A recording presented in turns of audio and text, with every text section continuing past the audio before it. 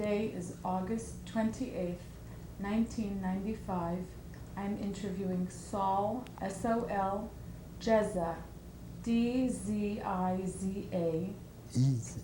D-Z-I-E-Z-A, in West Covina, California, USA. In English, my name is Stella, S-T-E-L-L-A, Eliezri, E-L-I-E-Z-R-I-E.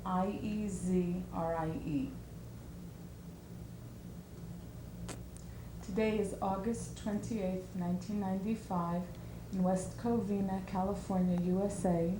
My name is Stella Eliezri, and I have the honor of interviewing Saul Jeza. Hello, Saul.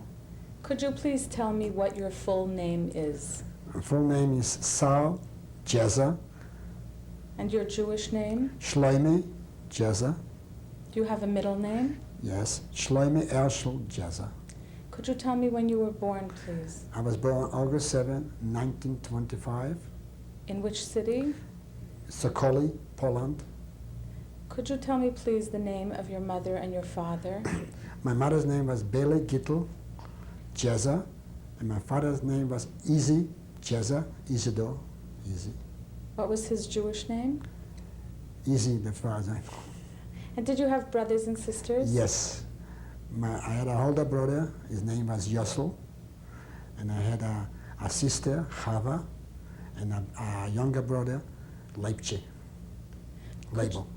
Could you please tell me about the city that you grew up in? Sokoli was a small town.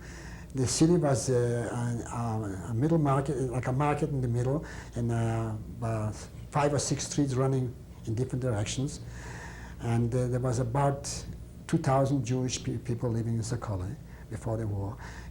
Most of them were tailors, shoemakers, bricklayers, and small business people, stores, and so on. What did your father do for a living? My father was a tailor. And did your mother work? Yes, my mother was also a tailor. She used to help him make the pants, and then they used to go on the market and sell it. And he had his own store? He had his own, couple machines, and everybody was on his own. There was nothing. Could you describe your family life? Well, my family life, I can only tell you after I don't remember my father because he lived when I was 3 years old. My mother and 4 of us, we had our own house, but it was left over from their parents. It was a nice house.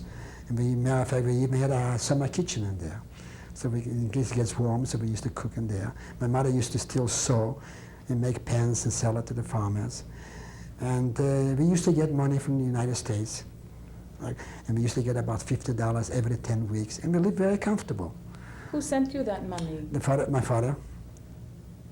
Could you tell us why your father went away when you were 3 years old? Okay, my father went away looking for a better life and hoping someday to bring us all over to the United States. My mother's family was already in the United States. They left also in around 1927, 28, the same time. And he went looking, so he went to Cuba. Why didn't your father bring your mother and the children when he went to the United States? First, then from Cuba, he came into the United States. He wasn't legal. So he took a different name. He took a name of his uncle. His uncle's name was Ptak, P-T-A-K. It wasn't even Jeza no more, Ptak. And then in 1940, he became a citizen. Now, to bring us over to the United States, he couldn't because he wasn't a citizen. My grandfather tried, but he had 4 girls, and he was a tailor. So he couldn't support anybody. And it's very interesting, I got to tell you that. We went in Warsaw to the council in 1938, and we almost could have gone to the United States. But it needed one more signature, somebody to guarantee that we will not fall to the government of the United States. My grandmother had very well-off cousins in Philadelphia. They had big department stores. And she went there and she asked him, would you please sign just your name? And they wanted it, but their children didn't let them, and we did not go. Why do you think they didn't let them? Because the children were afraid maybe that they're going to have to support us. And when I came to the United States and they introduced me to them, I did not talk to them, no. Tell me, how how did your mother manage to raise her family without her husband there? Well, it's a small town, and we had enough money to survive. We weren't rich, but we had food, and we didn't, in a small town, we didn't have to pay rent. And as long as you had wood and you had some food, so we were never hungry. Did your mother think of remarrying? No, she wasn't, because she was still married to my father as far as she was concerned. Well, of course, as I find out now, he was living with somebody, yes. And did you hear from your father after he left you? Yes, we used to hear it. I didn't pay attention much about it. I knew that they used to come mail from, not from him, but from my grandmother, my mother's mother. And they used to get, mail of it, they used to send packlach, I don't know what you call it. Packages. Packages, yeah. We used to, all kind of clothing, and most of them was dresses, and the whole family used to come there and take the dresses, because we were 3 boys. And only once in a while there used to be a leather jacket in there. And we had a comfortable life. I mean, we were never hungry. We had a good life. I mean, I couldn't complain. Hoping that someday we go to America. That was a dream. Did your mother ever worry that she would not get to America? Well, of course she was worried about it. She wanted it. And she had a tough job raising, of course, 3 boys and a girl. And I myself wasn't too very cooperative, I have to admit it to my mother. Maybe I did give her some tough times. I'm sorry, Mom, wherever you are, but what can I say? Was there a male figure in your life? Oh, we had uncles there, and there was one uncle that I always had, was my idol, and that was shoah. Shoah because he was someone that I looked up to. How was he related to you? He was my mother's uncle, and of course my uncle, my second uncle, okay, and my grandmother's brother. And what was his role in your life? Well, he was also a bricklayer, a mullah, what they call him. He used to build stoves for the farmers, and he used to ride on a bicycle. And I looked up to him because I feel like I belong to somebody, and sometimes take me into the temple and make me do things that I should have done it maybe. Tell us about the religious life in Sakoli. Well, in Sakoli there was a lot of religious, and there was also more reform, I would say. Some of them used to belong to the Zionist organizations, and I myself belonged to the Betar, which I liked it because it was something that you had to fight for it, maybe.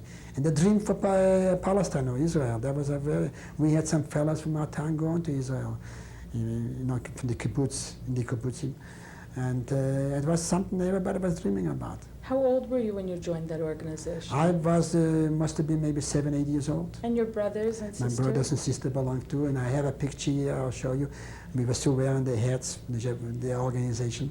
Did your mother observe Jewish tradition in her home? Yes, she observed all the Jewish holidays. She used to go in Yom Kippur and pray for all the children. Did she light Shabbos candles? Yes, every Friday night. And she used to make she had a samovar. She used to make the tea in the samovar, and everybody from town, all the family used to come there on Saturday morning and drink tea with a piece of sugar. Why did they come to her house? Because she had a big samovar with the tea, and they used to pass by there, and they used to come in and have tea. And then she used to make a chunt and put it in the baker's oven there. Tell us what chulant is. Excuse me? Tell us what chulant is. Chunt is she used to make it potatoes and meat and carrots. We used to put it in the baker's oven on Where Friday. was that? Right there across the street from us was a bakery. And they used to be overnight. And then the next day we used to go and pick it up and bring it home. That was on Saturday, on Shabbos. That's right. We don't cook on Saturday. We didn't cook. Did you go to the synagogue as well? Yeah, I used to go, but not as often as if I had a father or somebody to take me. Because it was a lonesome, because you didn't have a grown-up to go in there. You watched the children going with their parents, but you didn't have it, so you shied away. Tell us about your Jewish education. Well, I went to Cheder. What was that? The Cheder, where you learn how to the Bible, davening, and then I went to and of course, and then you progress. You learn davening, then Tanakh and Gemara. But I never reached that point. Did you have a bar mitzvah? I wasn't bar mitzvah, no. Why is that? Well, it was just before the war, and my mother didn't didn't do it, and I wasn't bar mitzvah. But I was bar mitzvah when my grandson was bar mitzvah. That's very That's nice. a story I got to tell. That was his idea. They called me up and they made me bar mitzvah. Do you remember your teacher's name from the cheder? The Cheder, yeah, Shmuel the Rebbe. And how many children learned in the cheder with you? There was different classes, and I mean there was a full house all the time. So, yeah. Could you describe your city? Was it large? Was It was small? It was a small town, and we didn't have any There was a train. The train was about 4 or 5 kilometers away from there. Our bus used to stop every once in a while, and our city was laying between Bialystok and Warsaw. Otherwise, the road used to go to Warsaw or to Bialystok, and then you could go to Grodno or Vilna or even all the way to the Russian border. So it was a very important highway, that highway. Yeah. Did you have grandparents as a child growing up? Yes, I had grandparents, but my father's parents, they lived in Zarembe Kościelny. Zarembe Kościelny is not far from Warsaw. It's a small village there. I used to go there once in a while in the summertime to visit them. And I went there even during the war one time also to see them. And your mother's parents? My mother's parents were in the United States. When did they go to America? They went to America in 1927 or 28, around 27, 28. Did you attend a public school as Yes, well? I went to public school. And in Sokola, the public school, the first 4 years, the Jewish children were going separate. That was from what age to what age? From 7 years on. And if you made it after that, a lot of children, you could go to the Polish schools, and that was together with the Polish children. But it was a tough thing because you had to go behind the kościół, behind the church. And every time you go back, you got a stone or beaten up from the Polish. Why did you have to go behind the church? That's where the school was. And you used to work right near the church. There used to have a fence there, and rocks used to fall all the time. How did they know that you were the Jewish children? They knew, because they lived in Sokola too. They knew. Were you embarrassed to be a Jew? No, never embarrassed to be. I was always a proud Jew. Did you ever fight back when they threw stones at you? Yes, sure I did. I always did fight back. I wasn't afraid for nobody. Never. Were you the oldest in the family? No, I was the second. Did your oldest brother take the role of father in your home? Yeah, he was a little more delicate than me. He was the delicate one. I was a little bit the rough, the zlob, whatever maybe call it, the shagets. And and my sister was very refined. Oh, he was a refined more. And my younger brother was a little bit like me. He was. Did you have to protect your brothers and sisters? Yes, we all took care of each other very well, very well. Was your mother safe as a single woman raising a family? Did she ever feel? Yeah, she knew everybody in the town. She was born in that town and raised in this town. And then she knew all the Polish, because they used to, matter of fact, when the Polish people used to come in to go to church, they used to leave their bicycles in my house and they go into church. And of course I took them out and ride them, and then I used to get beaten up a little bit. You know, but this is the things that, you know, and yeah, she got along very well with the farmers, and they helped her a lot too, sometimes. Did you ever want to go to the big city? Yeah, Bialystok was a big city. One time I got $1 from my grandmother for Hanukkah, and I'll never forget it. And I exchanged that $1 for 5 zlotys and 25 groshens.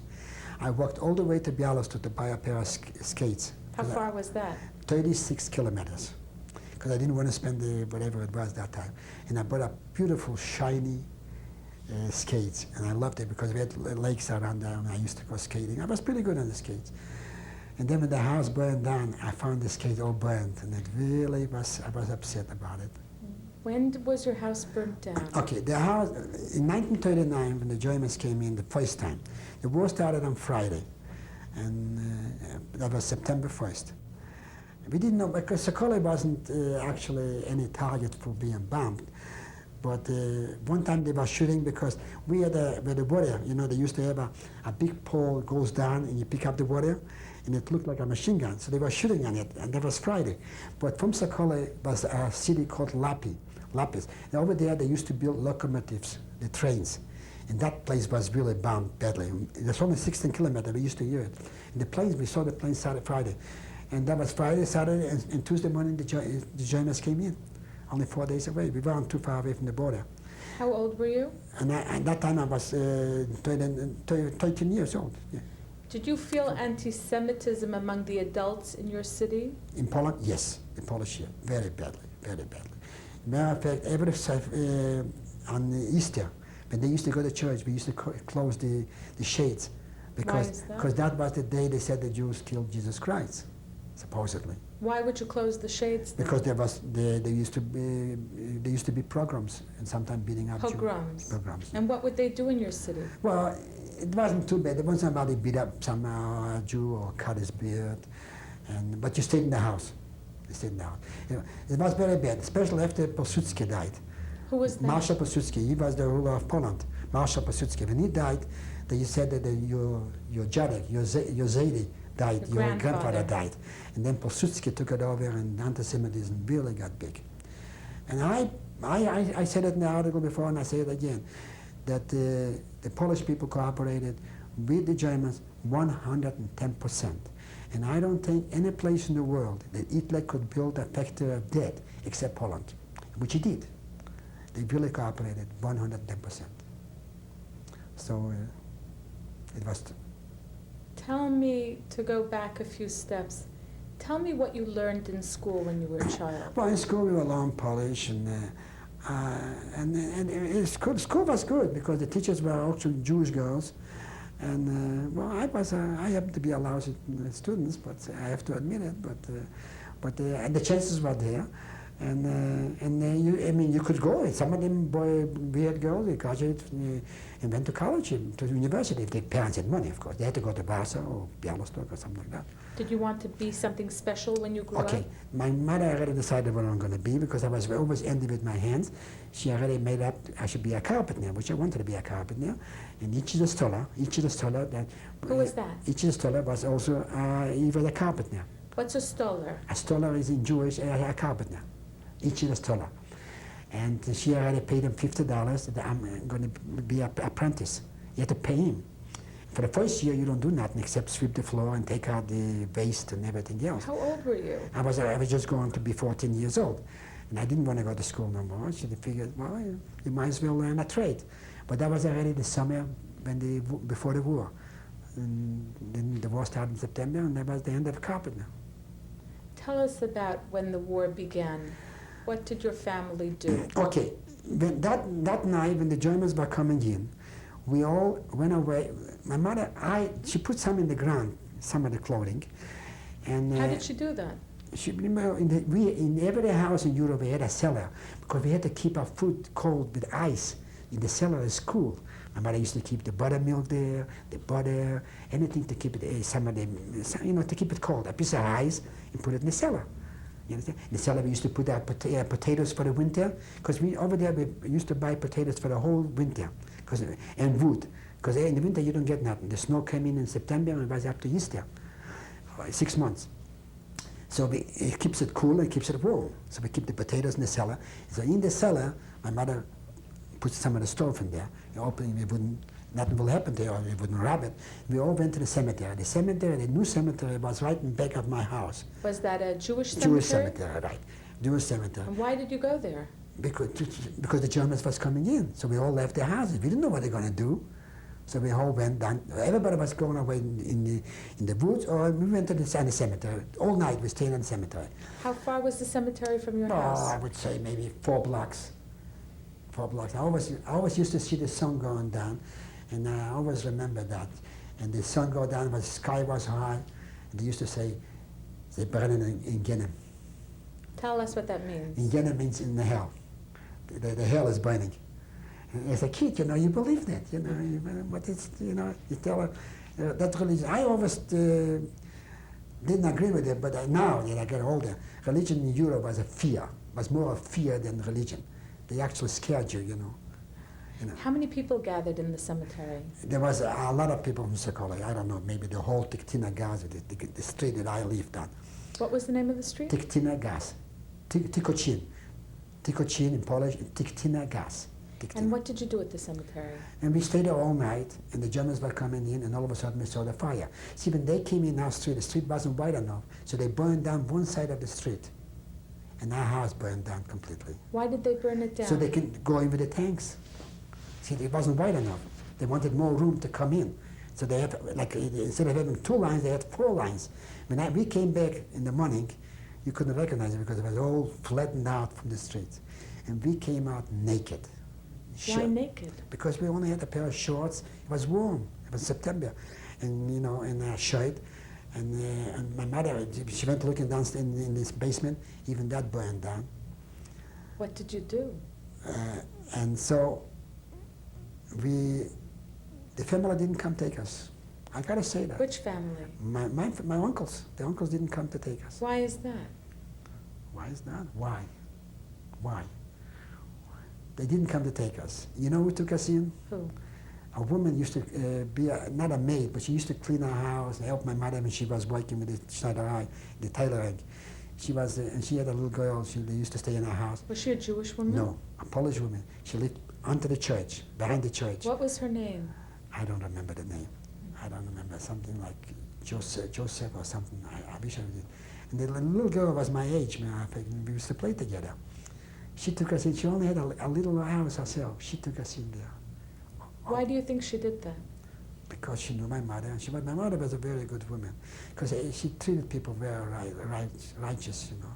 And she always used to share. She used to give, because she used to get a lot of clothes from the United States. She used to give it to the poor people, you know, and special to that woman. She was a woman by herself.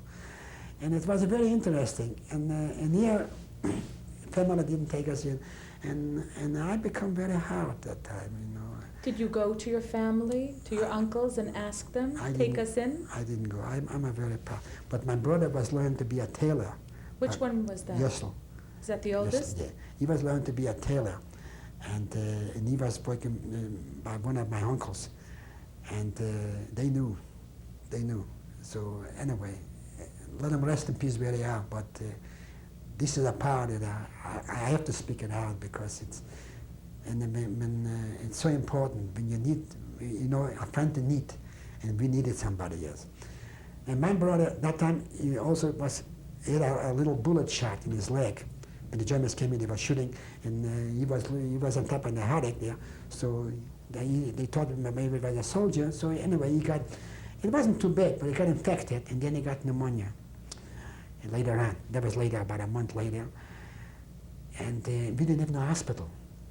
And it was already cold. It was, you know, winter comes in there, it really gets, and that time we even said the Russians brought in the winter, you know, because the Russians came in. I'm going now a month later, the Germans already went out.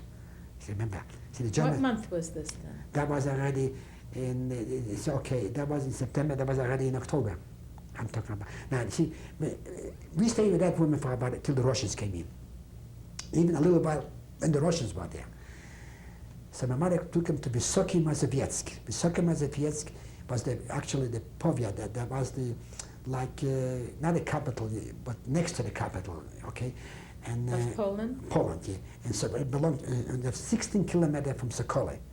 How did she get him there? She took him there with a Polish farmer. Took her. She had a little dollar, a few dollars left over. She paid him. She took him there.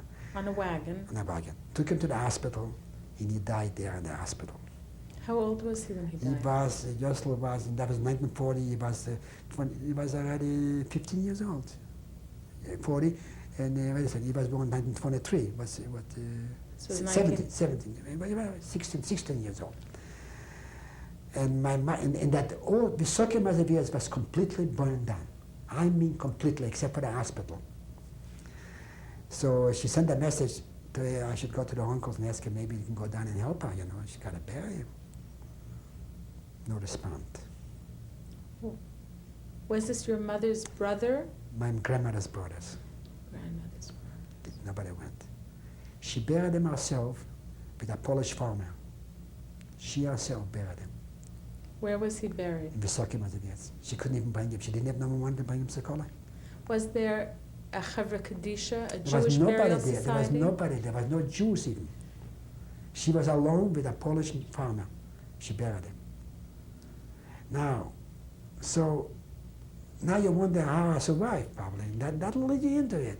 That made me very tough, very tough. Tell me, what did she do when she came home? She came home, and life had to go on. Okay, then, Did you sit Shiva? well, she said Shiva, yeah, she said Shiva. I didn't say Shiva, but my mother did, of course. And she had to really say Kaddish, and somebody said Kaddish too, I'm sure. How did it feel as children to know that your brother had died? Feel bad. But, you know, it's hard because, you know, we already spent a month, you know, in a little room, packed in with no clothing, with nothing, you know, and very little to eat, only what she could get from the farmer, or we didn't have a little money she had, what she was buying yet. And then she went to the Russian came in, and the Russians put us into a room. She put us into a room to a very rich woman, Sokoly. Who sent you to the Russians? The Russians came to our town. The Germans went out and the Russians came in. And they knew that there was a Jewish family? No. They in that house? They came to Sokoly. And then my mother went to the Russian, some of the Sokoly men, they were part of the big shots from the Russians. Like Ratzlav, he just passed away. He survived. Who was he? Ratzlav was in charge of all for the Russians, all the farmers in Sokoly. Was he a Jew? Jewish man, yeah. He was a communist.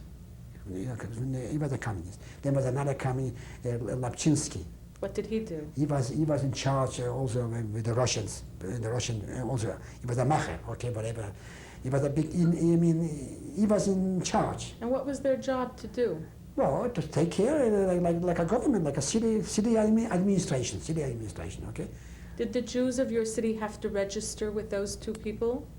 Did they have to write down their names? No, they know about it. Matter of fact, when the Russians came in, they also took away a lot of Jewish people. If your son was a Zionist, they took him in the middle of the night. They took away any Zionist or any Jewish organization, and they sent him to Siberia in the middle of the night. And they got the names from some of these people, of course. It was the Jews who they told came them. They came even to my mother too, and they wanted to know what connections we got with the United States. And she told them that the only connection we got that the father was in America in the sense of some money. And I wish they would send us to Siberia. The people who went to Siberia survived. Some of them were in Israel. Anyway, so they put us into that Hamshuy Olshe. He was the top man from the Judenrat, matter of fact. What was later. the Judenrat? The Judenrat, that comes later, when the Germans come the second time. I'm talking now when the Russians came in. Okay, the Russians came in and they then they gave us one room in Hamshuy Olshe's mother-in-law's house. She was all alone, and she had a beautiful house. They were very rich people. And they only gave us a room, must have been about half of that, not even that. My uncle came in and he made us a little oven there so we can cook. One of the uncles, Moishi. And we stayed in that little room. 3 children. My brother already died. 3 children. No, my brother was still alive here before. And then 4 of us in that little room. And that was the beginning of the Russian occupation. Did you have furniture in that room? Just a bed, and that's all. Just made out of straw. You know, everything is no mattresses. It's made out of straw. You know, and you slept there on the floor.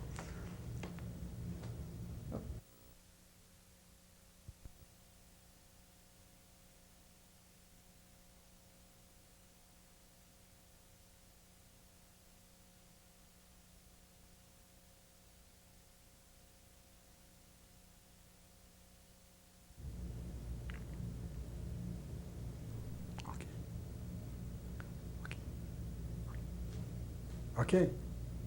Yeah, go ahead. This is tape number 2.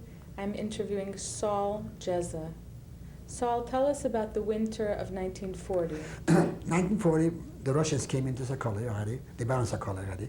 And we already had a little place, me, my mother, and my brother, and my sister. My older brother already passed away. And we didn't have any support from America no more. And the only support was me.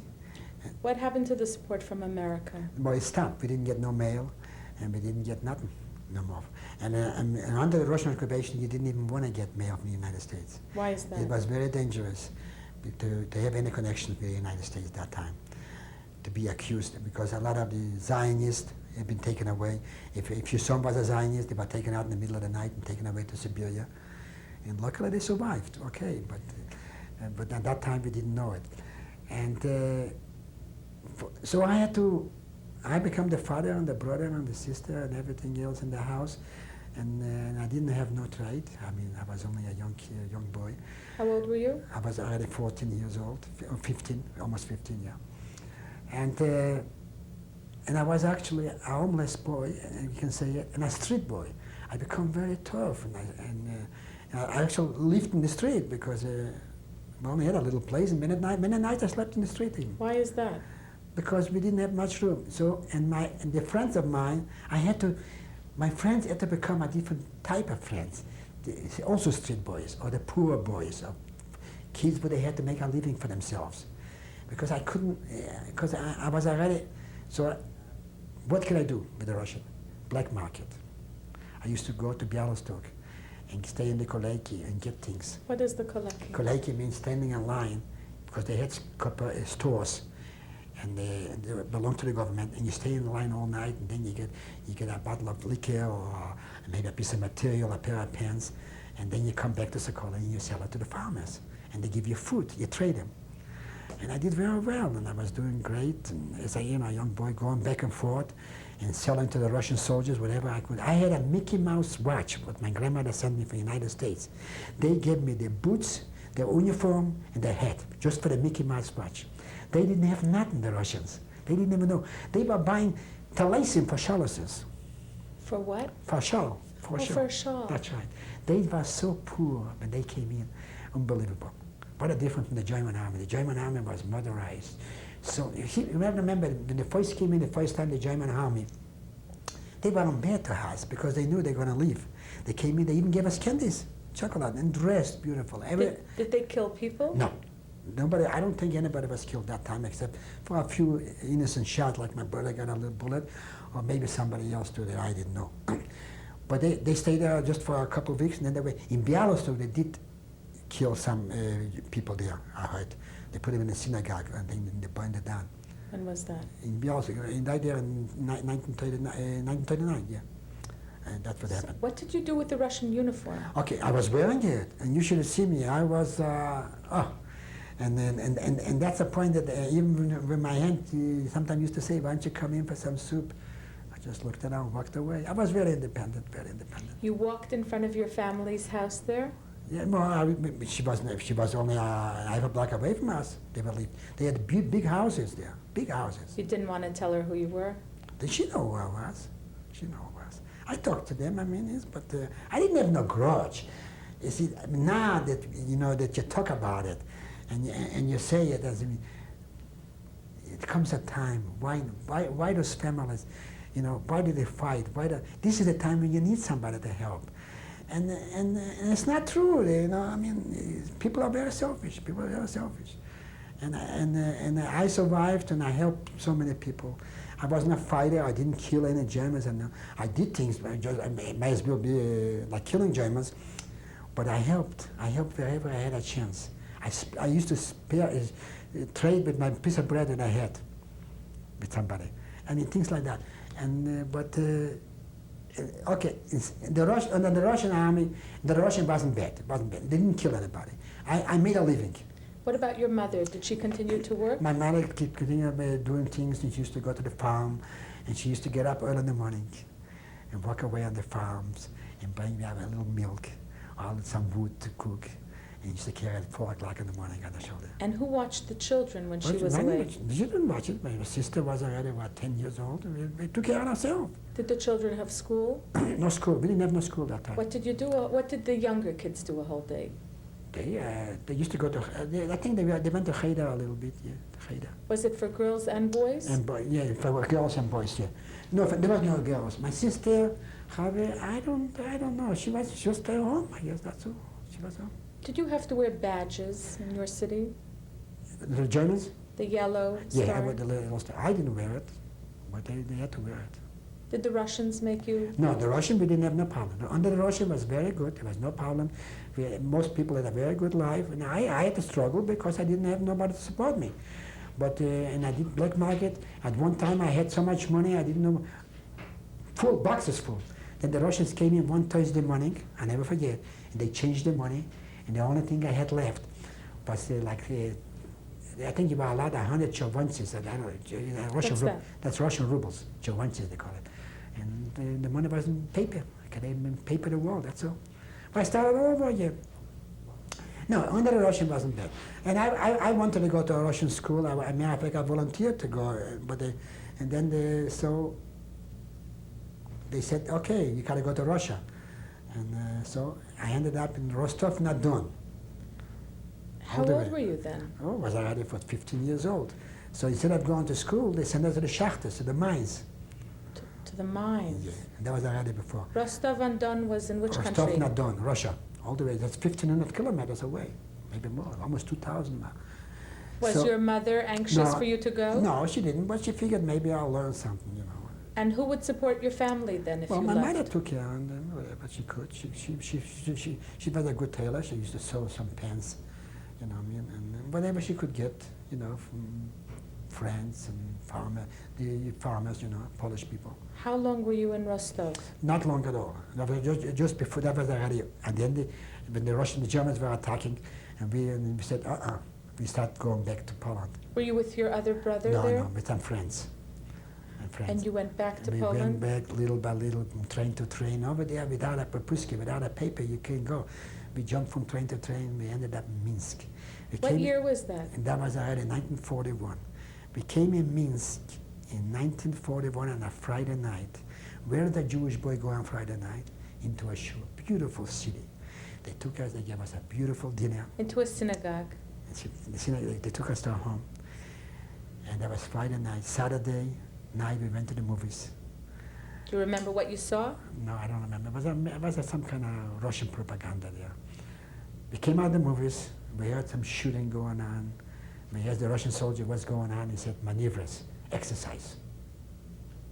That's when the Germans attacked. Sunday morning, the city was bombed. And Monday morning, the Germans came in there. Where were you when it was being bombed? On the Minsk there, you know, out of the town. And did the people in Minsk have any idea what was going to happen? They burned the whole city down completely. Beautiful white buildings. They burned it completely down. That Sunday? That's Sunday, yeah. Well, Sunday or Monday, whatever. And then we started walking back to Białystok. How far was that? 500 kilometers. It took us about 3 weeks back to Sokolov.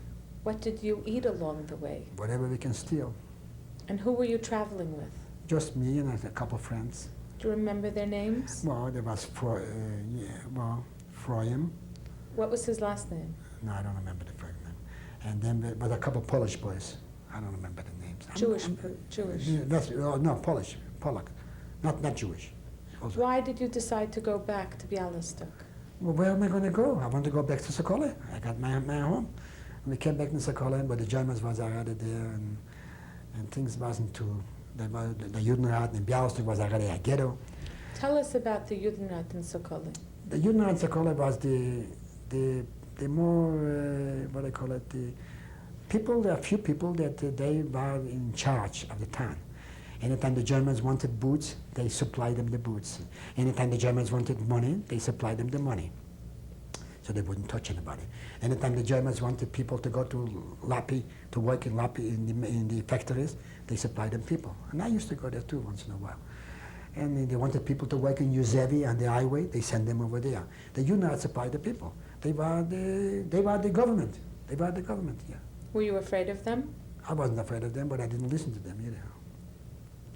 How long did they remain in charge of your city? Till the city was liquidated, was eliminated. Sokolov did very well. For they, matter of fact, they took all the Jews and killed Jews around Sokolov for quite earlier before they did it in Sokolov. They did because they had good tradesmen, they had good tailors, they had good shoemakers. And the Germans, you know, they wanted things, and they had money, some of them, and they paid them off. So when is it that the Germans killed the Jews of Sokolov? Okay, then and then during that occupation, they had to wear the Star of David, of course. And every time they asked me to go to work, I used to go to the farms, you know. Did you wear that star? Not if I could help it. How could you get around not I wearing used it? to, I didn't stay in town. I used to go on to the Pollocks on the farm, work on there, help them there, take care of the cows, help them on the fields. Did they know you were a Jew? They knew, of course, they knew my grandfather. That's how I went. They knew Berko. Berko was my grandfather. That was whose father? My grandfather, the one that Your was mother's father? My father, yeah. Berko, they knew him, sure. I come in, they saw Berko, oh.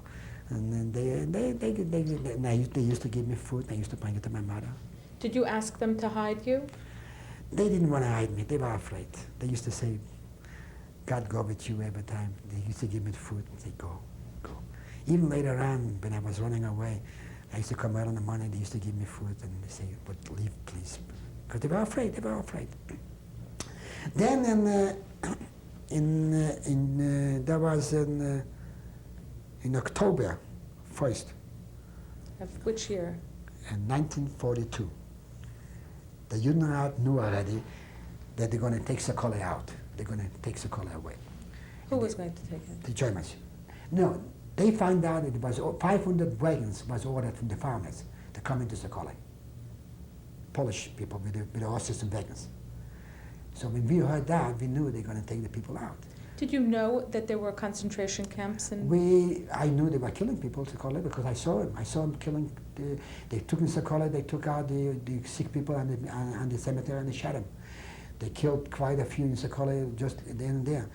And you know, and How many were left then in 1942? How much of the they Jewish had, community? the whole town was still there.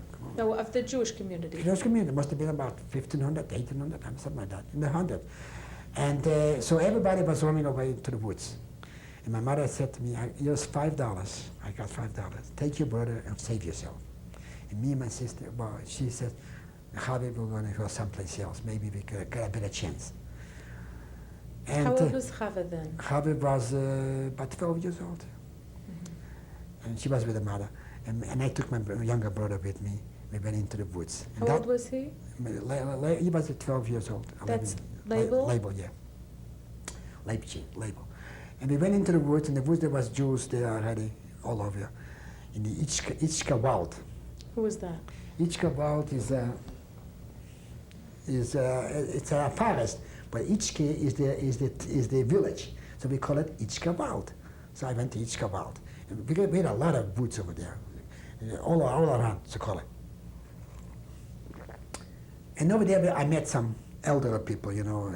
So the man was in charge of the Betar. Tell us what Beitar was. Betar is a Zionist organization. The leader was Jabotinsky's group. More lately, it was like the Irgun of Menachem Begin. What did Beitar do in your city?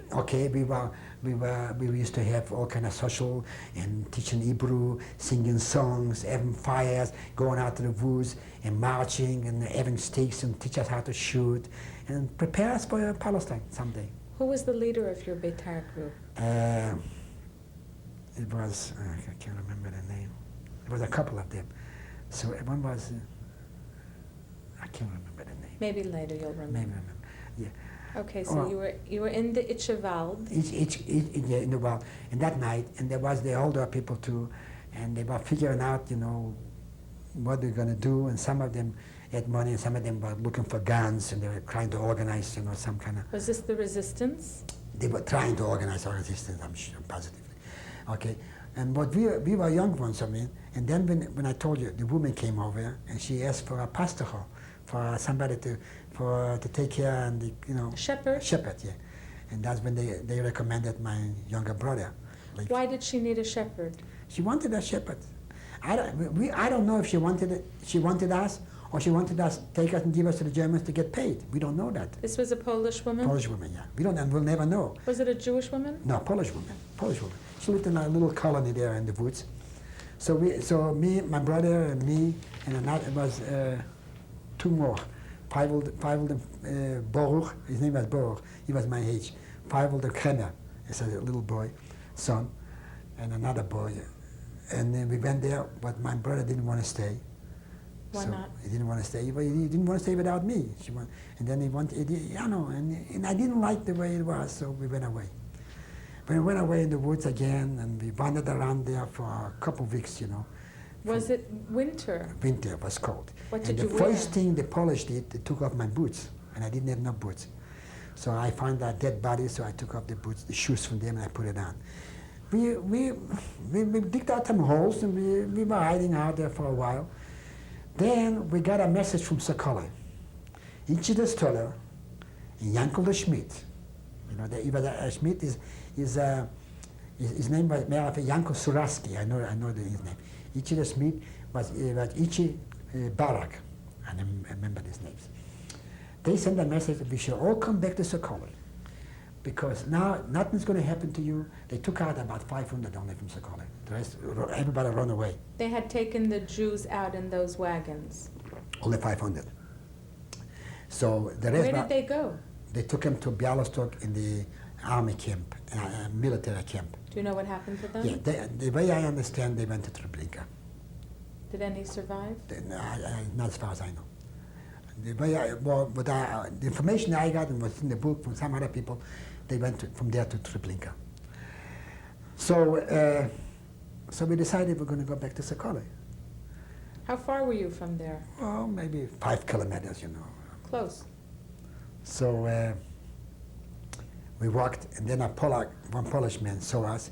So he said, "Oh, why don't you go in there and sleep in a little stable there?" He locked us in there, and he called the Germans because they were getting sugar for bringing in Jews. The gendarmes passed by there; they didn't want to take us. They said, on the way back, I don't know. From a moment, I thought they were going to take out the gun and shoot us. You know, there were 4 of us, I think. Yeah. My brother and 2 more of my friends. So they kept it locked there, and then they came back, they took us and they brought us into Sokoly. Sokoly, there was Jews. There was Ichi the Stoller, there was Yankel the Schmidt, and more Jews. In the shul, there was in the shul, and then there was a synagogue, and there was an alte synagogue, a neue synagogue, in Stiblach, everything in that one little circle. There were many synagogues and small synagogues in one small area. One small area, all small area. And a big brick shul with eye windows. An old one. And there was the cemetery, the old cemetery right behind it. And there was also the caretaker's little house. Say it again? The caretakers, the shamas. Okay. Okay. So, so my brother says to me, I want to go in there because I got some cousins there. I want to be in the shul. I don't know why I didn't like the shul because the windows were so high. You know, it's a feeling. And I said, no, I'll stay in the shamas little house. And even in there, I didn't expect anything to happen. Get up in the morning, the wagons are standing there already, and all the Germans are there. So me and my friend went up in the attic. The attic of what? In the little house. Of the Shamus' house. In Sokoly, each house was so close to each other that you can go from one roof to another roof. We ended up on the next roof, on the attic, and I watched them take away my brother and all the Jews. Put them in a wagon and took them away. How many Jews were in that shul? Well, I don't know, must have been 100 maybe. I didn't count. Did you try to stop them? How can I stop? We were just laying there and we didn't move. Just me and my friend. And they took them away, and they ended up also in the military camp there. And the way I understand, they also ended up in Treblinka. Where was the military camp? Near Bialystok. They call it the Center Pulk. The Center Pulk. The Center Pulk means a number of the army. I don't know how you say it. The Center Pulk. You know. So that night we went out from Sokoly. We went into the woods, and we decided, well, it's cold, and you know what we're going to do here. We decided we're going to go to Bialystok in the ghetto. How do you go to Bialystok? We're going to walk. So we walked. We walked to the Narev. There's a bridge, but you can't cross the bridge because there was Germans. So we crossed the bridge, the water. We walked in the water. We can feel the ice crumbling because it's a big lake. It's part of the Vistela. The Vistela is part of the Bug, which is a lot of water. We made it across. Who were you with? Me and a friend of mine. What was his name? Maishi Chane. And we bought Chane or Sharpstein. Anyway, Maishale, you know. So we went across, we went into some farm and we got a little food. Over there, the train used to stop from Lapi, where the Polish workers used to go to Białystok. We decided we'd go on the train and we'll end up in Białystok. We had to get to Białystok. How could you get on a train without... How do you get on a train? You get on the train. It's a miracle, you say.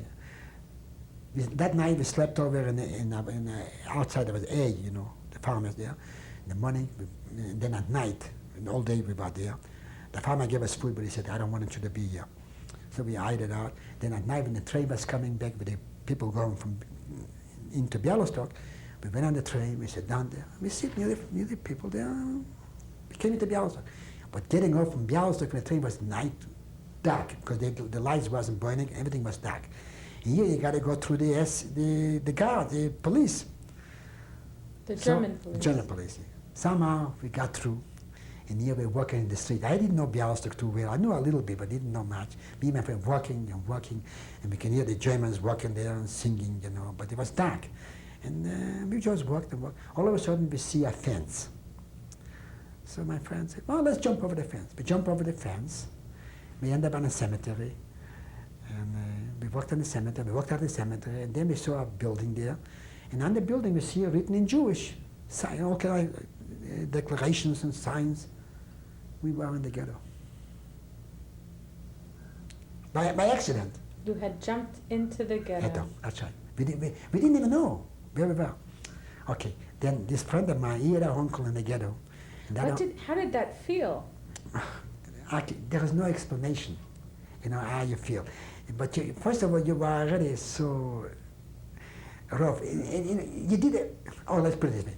We were already marked for death. See, every day was a survival day. Every day was another miracle, to put it this way. Okay, we came to the ghetto, but it was a ghetto. The ghetto was functioning beautiful. They had restaurants. People had money.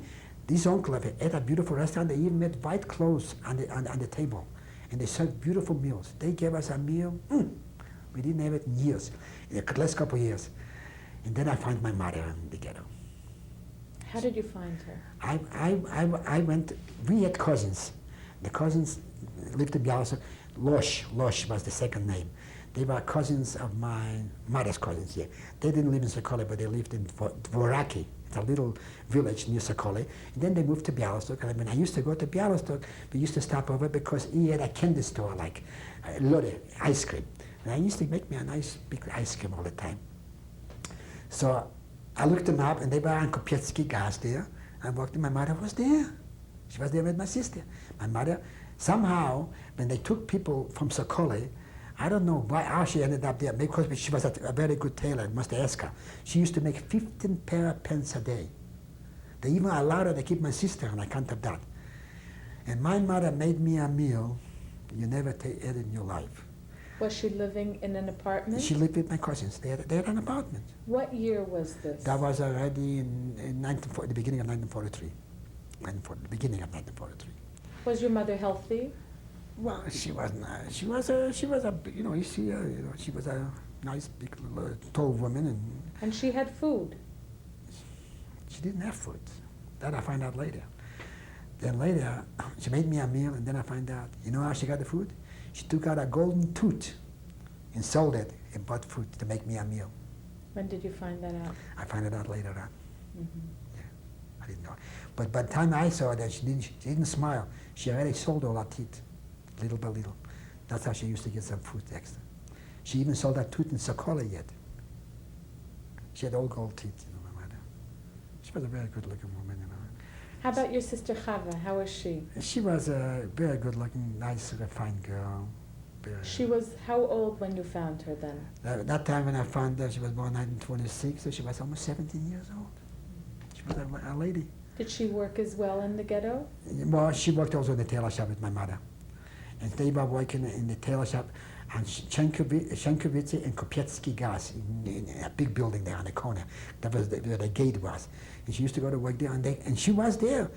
Then in the ghetto, then they had the first liquidation action. That means the union had to supply a certain amount of Jews to be taken out of the ghetto. How many Jews were in the ghetto at that In Białystok time? were a lot of Jews. I don't know, thousands. thousands of Jews. And it was very well organized, you know. And I told you, restaurants, and the Germans used to come and eat there. You know, everything. Did the Jews wear yellow stars in that ghetto? They had yellow stars too, yeah. So then in the ghetto, I used to go outside to work in the where they make oil. How is that possible? Well, they used to send people out to go to work. So I wanted to go there because over there I can bring something in, like the nuts from the oil where you make the oil. Put it. You know, I used to wear pants. And I used to tighten it on the bottom, and I used to load it up wherever I could, you know, and come in. And lucky if they catch you by the gate coming in, you were shot or And what hanged. would you do with those nuts? Give it to my mother and my sister to eat, or sell it and get some bread. You see, you trade the things in. So the first time when they start taking Jews out from the ghetto, we were hiding out, and my cousins, my mother's cousins, in the attic.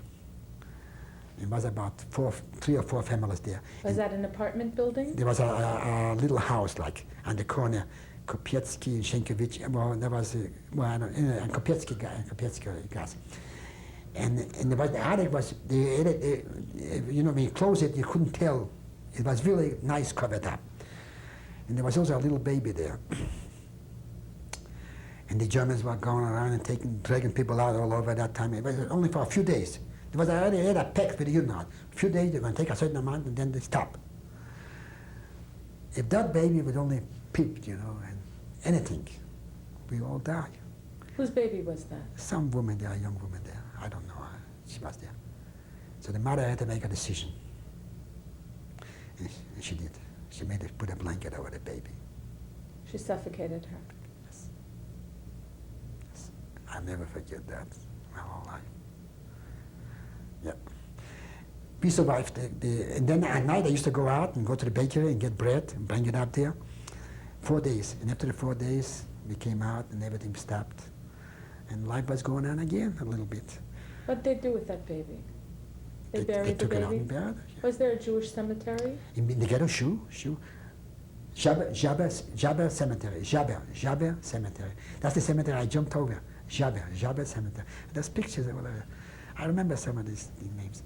So And 4 days were up. What did you do next? Then, okay, the life goes on. Then I was going out to work for a little bit. And then I used to hang around in the ghetto there, you know, whatever I could do, you know. And then one day a Jewish policeman got me by the gate, and they sent me out. They had to send it out. They sent us out to work outside the ghetto, but they weren't bringing us back to the ghetto. They kept us in prison. Did you sense that you might be in danger when you were caught? Of course I've been in danger. We've always been in danger. And my mother, matter of fact, I was hanging around in a candy store there, right near near the gate over there. I had a little girlfriend over there at that time already. My mother went down there, and she sent me a little letter where I was working that time, a little note. But I wasn't allowed. It's blinking already. Okay, so we were working all day, digging ditches there. Bill, I don't know what I was doing there. And then we were taken to the prison, Białystok prison. You know, put us in the prison there. And That was in Białystok? In Białystok, that's right. We did not go. And sometimes they used to take people out and put them on the trucks. You know, and these trucks, the way I understand, they were gassed or shot, I don't know. On the truck? On the truck, yeah. So every time when they took people out, most of the time, somehow I always had this, I used to walk away or sit down, and it worked for me. Maybe call it a miracle, I don't know. One time I went into the train from one side and went out the other side. I mean, just went over the other side. But things Did you like, pray? Hmm? Did you pray a lot? I didn't pray, no. Matter of fact, one time I jumped the train, and this man was praying, and he said to me, "Don't jump, we're going to heaven." And I said to him, "You go to heaven, and I'm going to jump." I mean, I'm not saying to be sarcastic about it. I had such a willpower. I could not stand giving up. I mean, I wasn't a fighter, you know, but I was a fighter in my own way.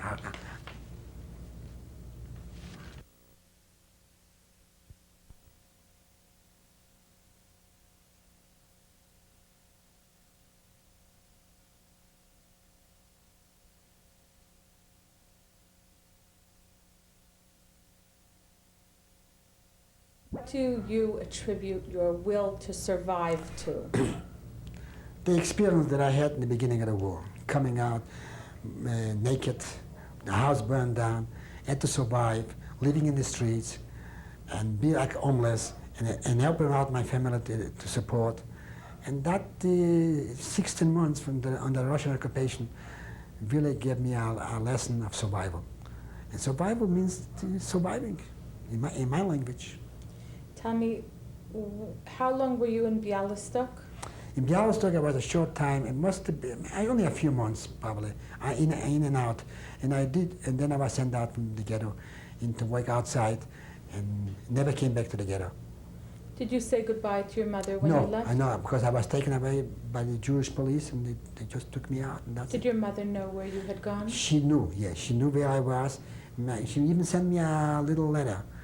And What did she say? she said, well, take care of yourself, and everything is all right. And she said, hope to see you.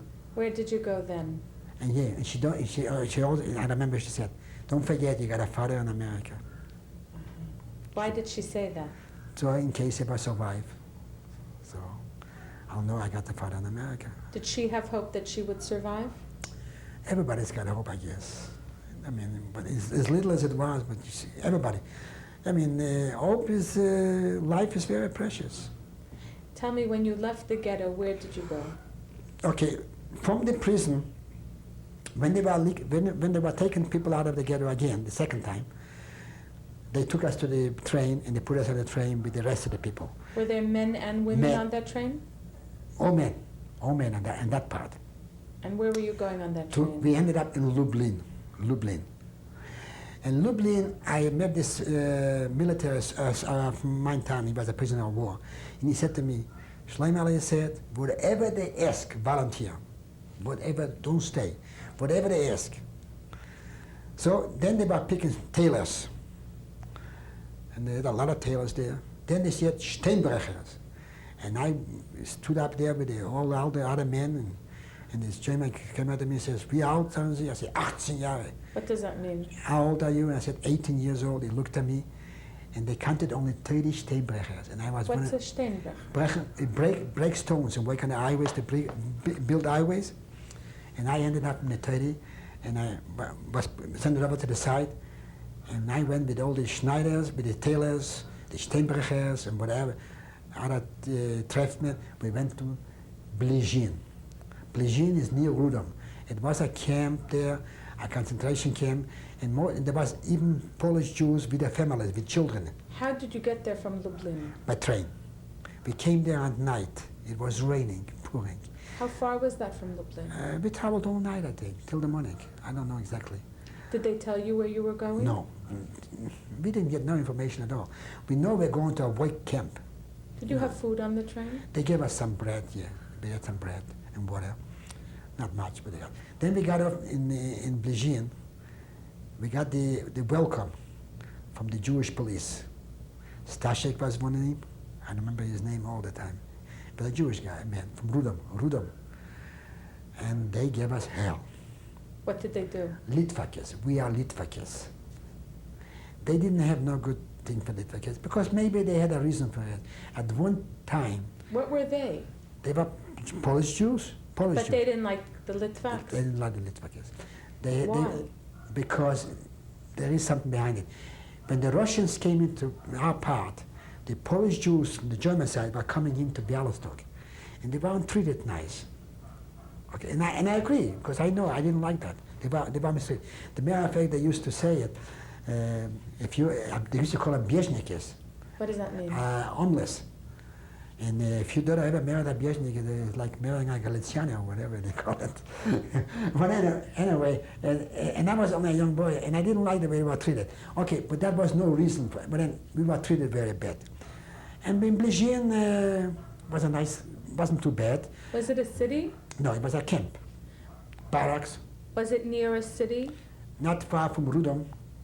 Do you think that the people of Rudom knew about your camp? They knew, sure, they were there. Matter of fact, from Rudom, they brought the whole family, the children and everything. They were there. Did the Polish Gentiles know that there was a concentration camp? Sure they did. How is that? They used to come over near the fence and they used to sell bread and salami, and if you had money, sure. Did they ever give you food voluntarily for free? No, They gave me food. You know when? I used to work on the clothes there. When I came back from the crematoriums, and I used to find gold, you know, good jewelry. They gave me for that. That's how my wife said I used to help people. Sure, I had plenty of bread. I gave it to them. Tell us what you did in Blizhin. In Blizhin, I was working at. I wasn't working at Steinbacher. As a Stoneberg. I wasn't working. What did you do? I was working. I used to paint uniforms white for the German army when they went on the Russian front. Why did they need it white? White because it looked like snow. The soldiers used to wear white clothing. That was camouflage. Camouflage, right. And I used to work in the tailor shop. I worked on the clothing, separating the clothing there when they come back from the, you know, to sort them out. And I used to sweep the floor, and then I used to polish boots. Were people killed in that camp? Yes. The Lagerfeuer wasn't bad. What's a Lagerfeuer? The Lagerfeuer was the man in charge of the camp. And, do you remember his name? No. He was a German aristocrat. I don't remember his name. How many people were kept in your camp? There was a lot of people there, quite a few. Thousands of people? Hundreds. I don't know exactly. They had women and children there, but then they took the children away, and they were just ripping the children away from the mothers. They took the children away. Where did they take the children? To Auschwitz, probably. I don't know exactly. Probably they killed the children. And what did the women do in that then camp? the women were tailors and sewing and doing all kind of work, cleaning and making things. And that Lagerfeuer, but I mean not bad. He didn't go out of his way to do bad things. But we had another one, a German, used to call him the Ronschke. What does that mean? Ronschke, he was wounded in the German army. There's one army he used to wear like this all the time. And what he was, no good. Ronschke was his name. What was his real name? Who knows? And he used to ride on a bicycle. And he one time gave me 25 lashes. Why? For stealing potatoes from the bunker there. I stole potatoes and I was caught. They gave me 25. But I didn't know the first time. Every time he gave me one, I picked up my head, so he gave me one on the head. Then my friend took me and put me in cold water. You know, so and I survived. Did you sleep in barracks? No, yeah, and we used to sleep one near each other, on wooden boards. And how many people were in each barrack? 100, something like that. Was there someone in charge of your barrack? Yeah, there was one man was in charge of the barrack. Yes. A Jewish person? Yes. Was he good to you there? Well, they were good and bad. Even the man serving the food, and he's alive now. He's in Philadelphia. I mean, I never told him that. He comes here sometime. And when he used to give you the food, he used to give you the soup from the top. And sometimes not from the bottom. The bottom he used to give it to his friends or somebody or whatever. And if you opened your mouth, he hit you over the head. He's alive. He comes here. Do you speak to him? I talk to him. I mean, so what am I? Maybe he says sometime he did help me. I don't. Maybe he did. I don't. He gave me some soup. How did they kill people in that camp? They hanged them. They hanged people. What would be the reason to hang them? Okay. Well, one time I was in line too to be hanged. Okay. How did that happen? Well, when somebody escaped, they used to take a certain amount of people from each side and hang them. How did you get out of that line? We were in line to be hanged, and he hanged. But about, I don't know, I mean, that Lagerfeuer stopped it in the middle. He came up on a white horse, and he just stopped it.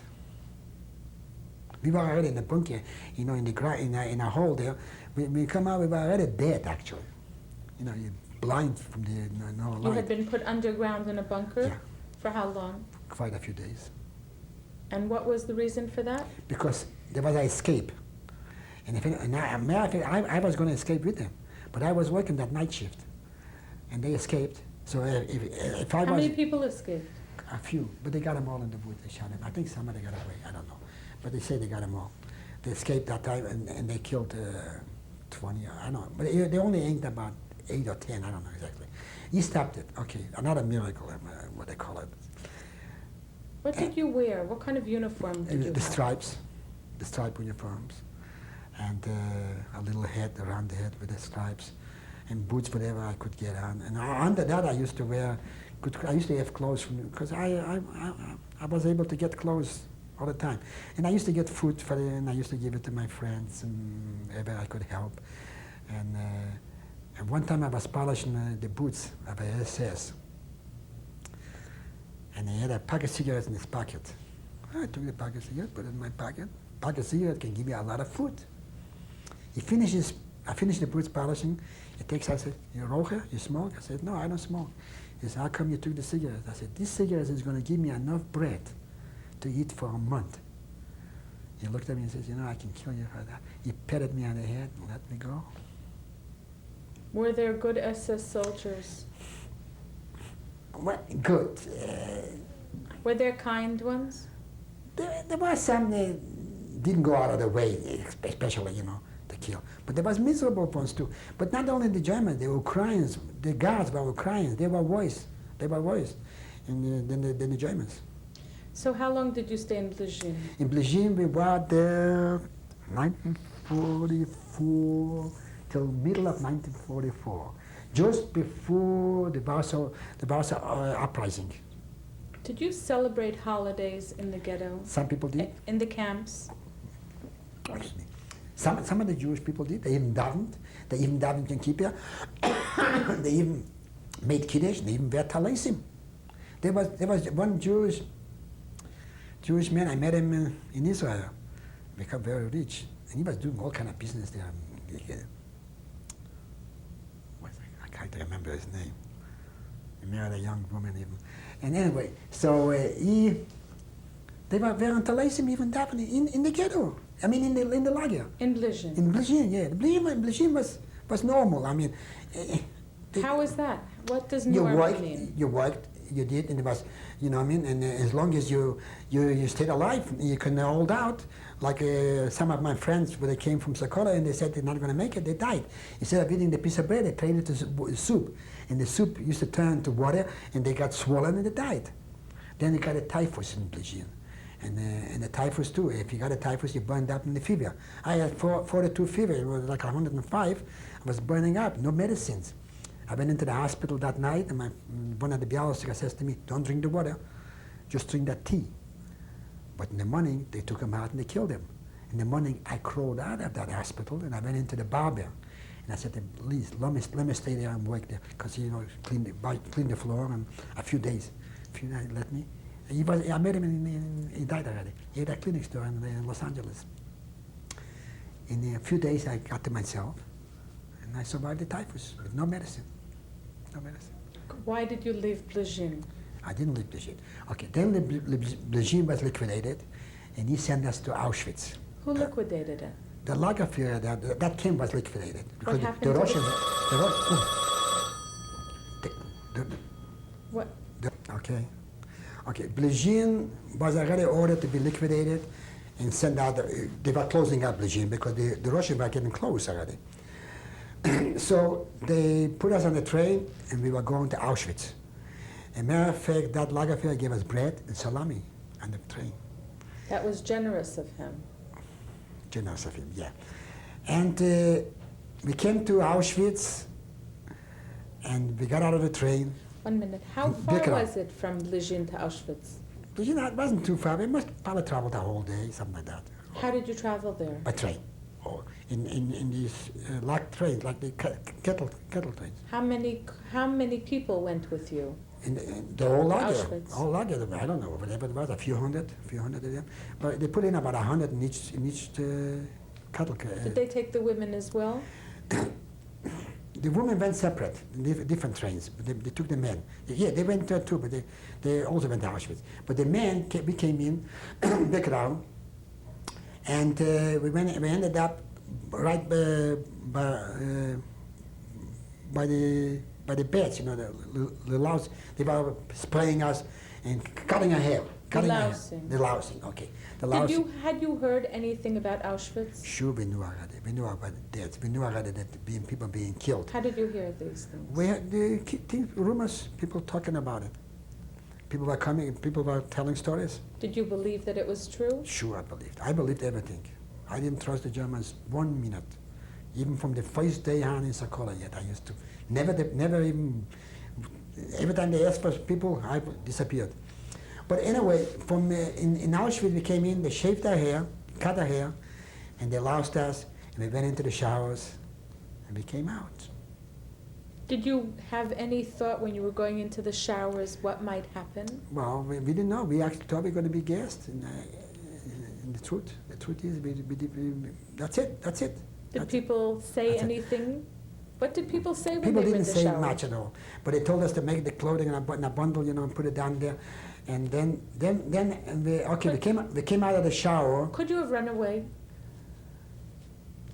You could have run away. Like, I did a couple of times run away, but there was no place to run away because, you know, actually Poland was a camp by itself. If But you did, in Auschwitz. in Auschwitz, well, people tried to jump. Some people jumped on the electric wires, but they killed themselves. Could you have jumped off the train? Were there people who jumped off the train Yes, on the way to Auschwitz? I jumped up. Not the Auschwitz. I didn't jump up. People tried, but they were shot. They were sitting on top of the roof. People tried, Okay. and then later on, then on the end they were closing even the little windows. They used to put bars on it. Okay, so you had been deloused and We shaved. loused and shaved, and then we were taken to the quarantine. What was that? That in Birkenau, in the quarantine. What does that mean, quarantine? What Quarantine did they means do? like Ellis Island, you know, when they brought the people in, it's We're isolated. isolated. Yeah, they call it quarantine, you know. Otherwise, from there they make selections probably. Was it a room? No, it was a whole little camp, all with fences, with barracks all around there. We came in there, and there was a couple, a Jewish couple, and he said, "Anybody got gold and watches or something? Bring it out." And, you know, and this is the truth. I know it's the truth. He killed a man, and he said the reason we killed him is because he had gold. He didn't have nothing. Why did he kill him? So maybe somebody would come out with the gold and the money. He was from Warsaw. Do you remember his name? No, I didn't. He was a big belly, big fat. I know he was a Warsawer. That I know. How'd you know that? Because people talked, people said. Okay, then they gave us numbers. They put the numbers in. Tell us what your number is. My number is B1317. How- Let's get a shot at it.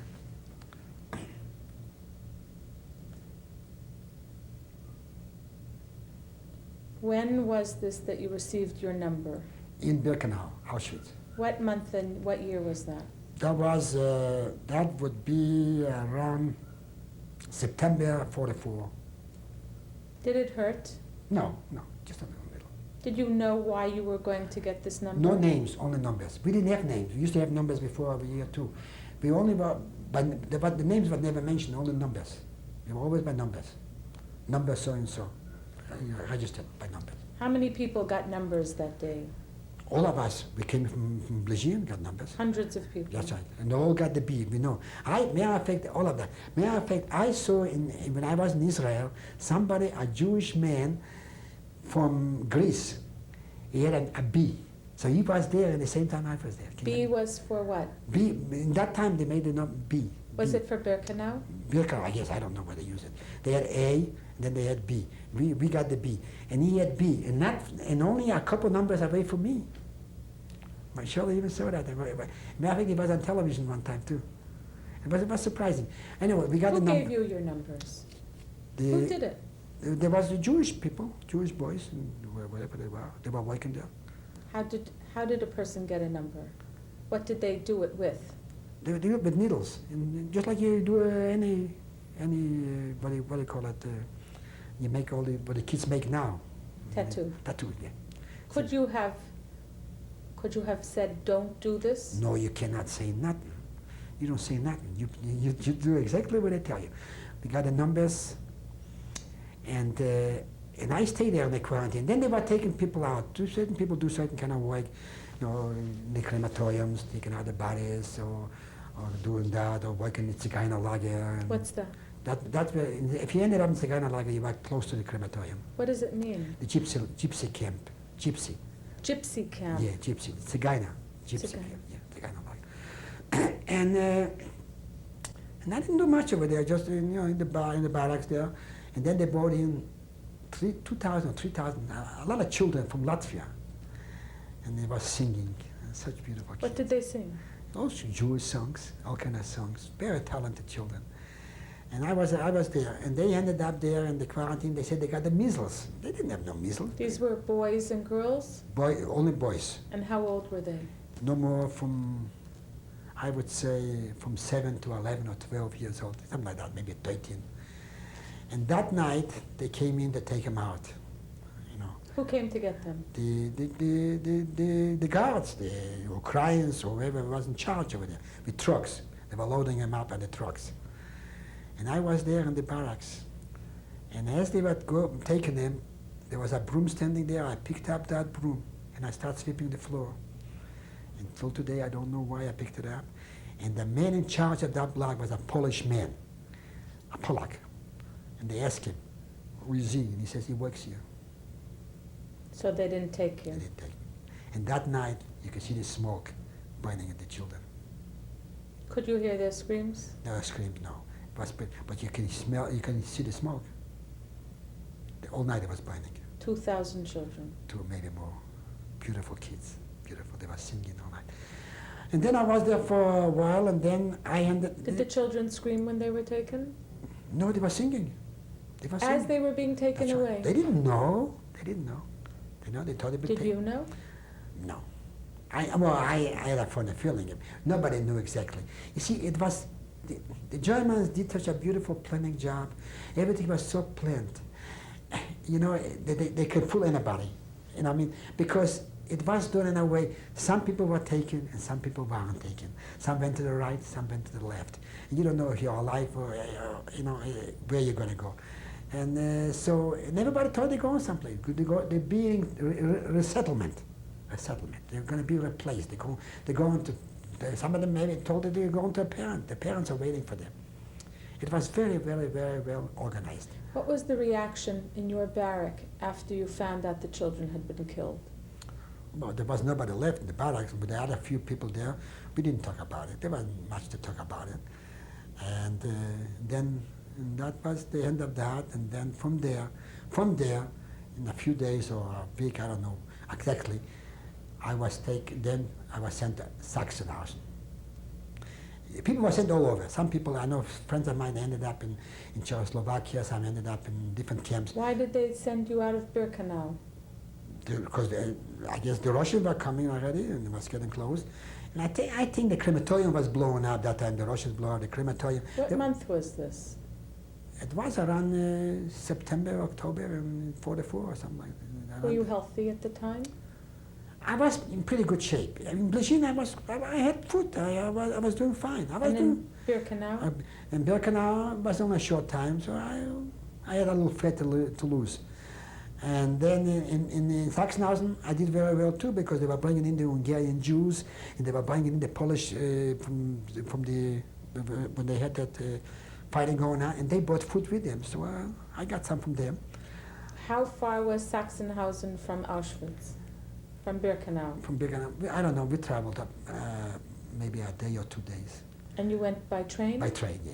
And then the Americans were bombing, so we had to stop for a while, you know, and then they left us in the train, and then they continued going. Did they give you food when you were in the train? No, very little food, very little, nothing.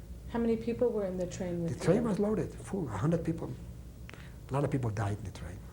A lot of people died. When you arrived in Sachsenhausen? Sachsenhausen, we came out in Sachsenhausen, and that time there was a lot of bombing going on. So the Germans were hiding, and we were sitting out there, and they didn't hide us. We didn't have enough, the Nazis, but the Americans were killing us too, and the British throwing bombs all over the place that time. So from Sachsenhausen, we were there a short time. What kind of place was Sachsenhausen? Sachsen was a factory, a big factory. They were making ammunition there. And I didn't work there. But, Was it a concentration camp? It was a camp, yeah. I think it was, I'm not sure if Faber, the big Faber Corporation owned it or not. But they were making a lot of ammunition or guns or something like that. It was a military production. What was your job there? I didn't have no job there. What did you I was do? just hanging around waiting for the and go next step. Were they going to be sent away? What did you think might happen next? We didn't think. Today only. There was no tomorrow. Were you fed there? No, yeah, we were fed a little bit, soup and some bread. And from there I was sent to Odruf. What is that? Odruf is not far from Buchenwald. That was already, remember, in 45 now. We're going into 45. How far was that journey? That journey was also a day, maybe 2 days. I don't know exactly. In Odru we came. Odru was a camp. We all had to work. We had to work there in the mountains. They were building a factory in the mountains, I think. What kind of factory? I don't know. They didn't tell us. And I didn't dare to ask. So, Who was running the camp there in Otruv? They were Germans. But they were already Wehrmacht, old people. They hardly could carry their guns with them, actually. Did anyone try to escape? Well, where are you going to go? We were, maybe people did, but I didn't anyway. And over there, I met my friend Sal, and he gave me some food that time. What's his last name? Sal Platt. And he was in another camp, in a working camp there, but he was a good mechanic. So he had food, and he was working in the kitchen. He brought me some food that time. And I worked in the mountains there, and I was getting sick. How long did you work there? Well, maybe a month, something like that, a few weeks. Why did you It was get cold, sick? and I got sick. I got a pain in my side, and I was falling apart. So I went to the doctor there, and the doctor said, "Don't Where tell." was that? The doctor in A Otruv? Jewish doctor, yeah. In the camp? They came, yeah, they're doctors, Uh-huh. So I said to him, I don't feel good. He said, well, don't say nothing. Do the best you can. Okay, and then I kind of got along a little bit more. And then they put us on trains and they sent us to Bergen-Belsen. But by that time, I was already going down. How old were you? That time, I was already 18 years old. How far was that Bergen-Belsen? Bergen-Belsen must have been also a day or two. But I was weak. Because actually I had pleurisy already. And then I had a piece of sharpnel in my head laying there. I never told him about it. I was afraid there's a little piece there. And that was getting infected. And when we got to Bergen-Belsen, that was really my final. I really went down fast. Did you know what was happening in Bergen-Belsen? They were dying like flies. People were laying all over the place. Who was running the camp then? There were Hungarian guards, Hungarian. Where were the They were yellow. Germans? There were Germans too, but the Hungarians were watching us. What did you wear? We were wearing the stripes The same uniform? in wooden shoes. Who gave you the wooden shoes? They gave us the wooden shoes, and then you work in the winter time. You have to work on the snow, and the snow builds up. You can't work, and if you lay down, you're dead. You have to keep working. We used to work through the German towns, and they said, even from Odru, we used to go to work, we used to work. And they used to stay there, the Germans, and go like this, the children and the grown-up. And they said they didn't know about it. They knew. Of course they knew. How can you not smell it? Did you ever ask them for food when you were passing through the city? No, I didn't ask him for food. But in Bergen-Belsen, that was really almost my end. And there was no food. We ate everything what you can find. People ate, you name it. And there was no food at all. And people were dying like flies. Where did you stay there? In one of the barracks, laying there. And how many people were with you in the Oh, barracks? a lot of people there, but they were dying. I was laying dead bodies all over me. I had one friend of mine, Sashka from Russia, a Russian fellow. I met him in the camps. And he was because sometime in the camps, I didn't tell him I was Jewish. I told him I was Russian, if he can get away a little bit. And I was with this friend of mine, Sashka. And the Russians wore the same uniforms as the No, Jews they as well? weren't wearing they weren't wearing the same uniforms. But you didn't wear the uniforms all the time, you know what I mean? But anyway, so and we lay there and we didn't have no food at all. And he used to bring me something, and I was going down fast. And then one Sunday morning, we laying outside on the floor.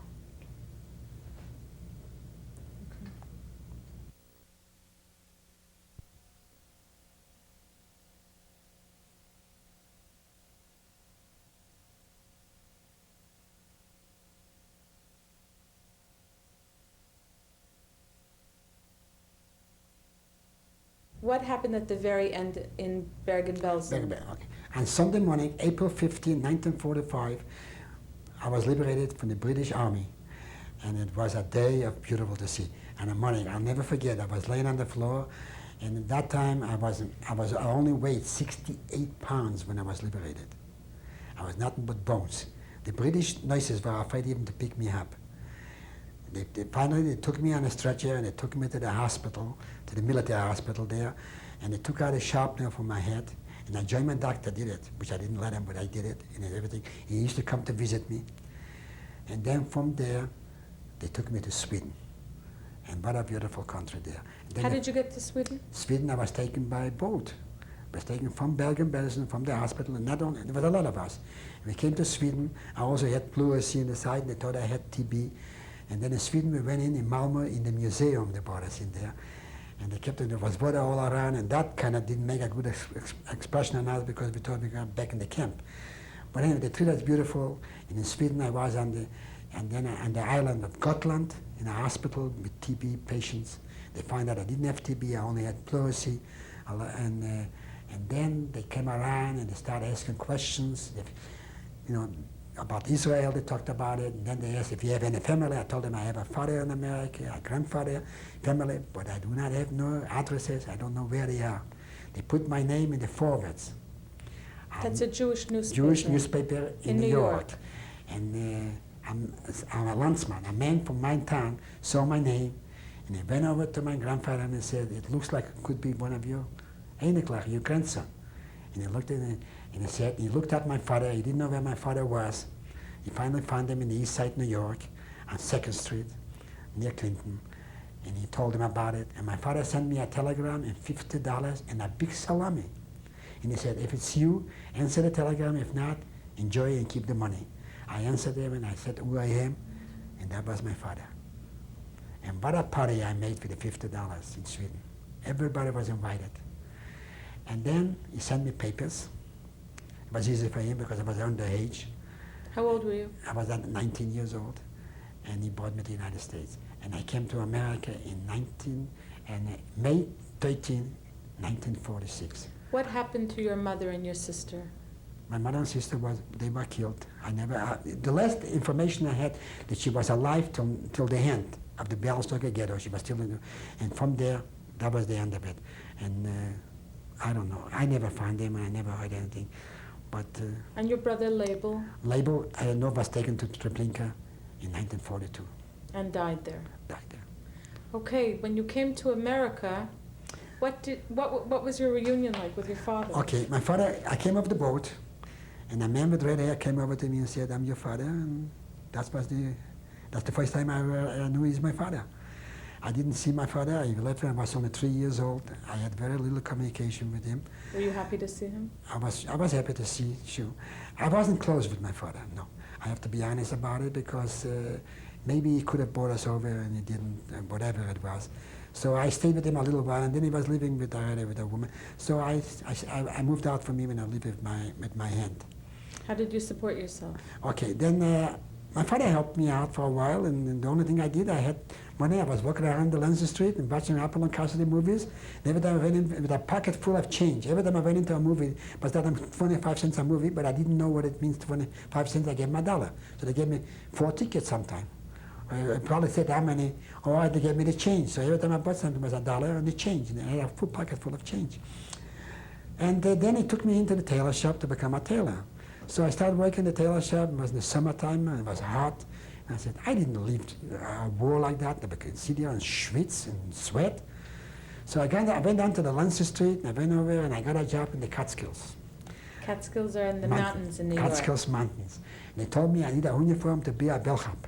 A younger boychik, you know what a boychik means? A young boy. Young boy. And they said, well, you need a uniform. I went down to the Bowery and I got a Salvation Army uniform. And I went on the bus and I went to Ellenville, New York. And I ended up working in the Willow Hotel. Willow. It was a little bit more to the left, the arbiter for bands, people there. Mm-hmm. Left wing. Yeah, left wing. And I was a bellhop over there, and I had a ball. They treated me, the people, boychik would bring me a glass of buttermilk and give me take a card so they can play cards. I used to have sometimes 10 tables playing cards, and each table used to give me $10 a night. For tips. Take off from the game and give me a glass of tea. And I came back from that with $2,000, a lot of money in 1945. And then I belonged to a club in the East Side, and I went to work also in Lakewood in the winter there. In New Jersey. New Jersey. Then I was going to go to Florida. I didn't know what I wanted to do yet. I went to school a little bit at night, but I didn't go long. You had learned how to speak English? I learned whatever I picked up in the street. I never went to school, actually. I just what I learned a little bit. And then we had a social club. The social club was about 12, 15 of our survivors, and the rest was American boys from the Army, veterans. And we made a club, a social club, on Willow Street Where was that? in New York, in the East Side, New York. And we used to have dances there, and the girls. One day, that time in '48, that was already 48 year. I used to collect money for Israel that time. The war was going on, you know. I used to go to Times Square and collect money for Israel. And that time I was dressed up in a nice suit, and here comes over this girl with two girls to this, and my friend Freddie, he died in an accident. He was from Greek. The fellas, these all our survivors were from Greece, Czechoslovakia. It was such a mixture. We never talked about the camps. We only enjoyed life, you know. We had a good time. From Lodge, Paul and Alex, which is now in Florida, and Freddie and Joe the Czech, we call him, from Czechoslovakia. We had a wonderful time. And she walked over with a girlfriend. She was going, I don't know. And I said to Freddie, "Hey, she's a nice girl. You think I got a chance or something?" He says, "Sure." So I took her upstairs, and she went upstairs, and she was dancing the rumba. And I had one girl, she was a very good dancer, rumba. And I said, "I want to dance with her because she's good, she's teaching me. I know how to dance rumba too." And I met her, and I took her home that time. And What was her name? Shirley Jessa. Shirley her name? Yagodnik. Did you And- speak to her in English or Yiddish? In English. I already knew English. I mean, I learned fast. I mean, whatever. So, when did you get married? So I met her, and then I said, "Okay, I'll see you the next day." And I come to see her again, and then Paul, we all went there, and her mother was a terrific cook. She used to make us meals, and kishki and chopped liver out of this world.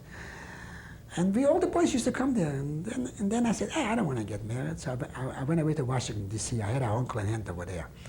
And then Paul went over to her and said, "If Saul doesn't marry you, I marry you." You know, she was only 18 years old, you know. How old were you? And I was 21 already, 21, yeah.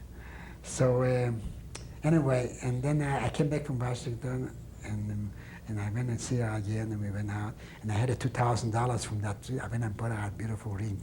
In Times Square, I gave her the ring, a diamond ring. She made it now. And then we decided to get married. And what I'm going to do for a living, I didn't know. I got a tailor.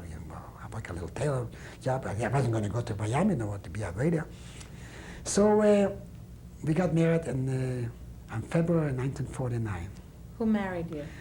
The rabbi, I don't know the rabbi's name. In the synagogue? No, in Knapp Mansion on Bedford Avenue.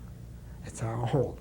Beautiful wedding. I got pictures, an album, but we don't have time to do that.